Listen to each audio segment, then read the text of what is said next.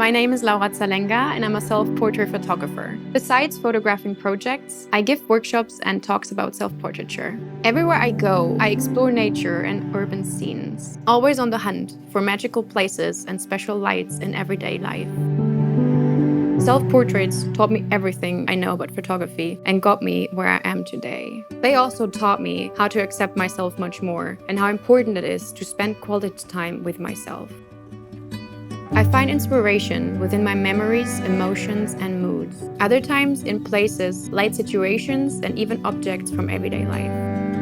My style is defined by clear visual language, the power of telling stories, and showing raw, honest emotions.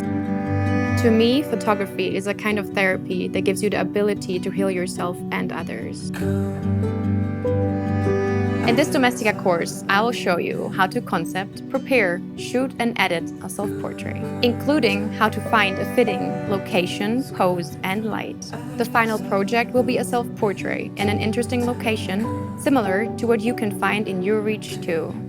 First, I'm gonna introduce myself and tell you why self-portraits mean so much to me. We're gonna look at ways that you can find inspiration, concepts, and location, and I'll show you what my equipment is. Next, we're gonna look at why it's so important that you practice self-portrait technique, light, posing, and composition. And then we're actually ready to go to the location, prepare it, and shoot our self-portrait. Last but not least, I'll guide you through my editing process and tell you my tips and tricks for that. At the end of this course, you will have learned the power of self-portraits as a tool to learn photography. For this course, all we need is a camera, a tripod, and a device on which you can edit your photo.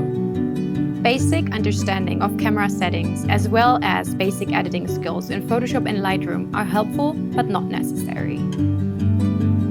Learn how to express your feelings and emotions through self-portraiture.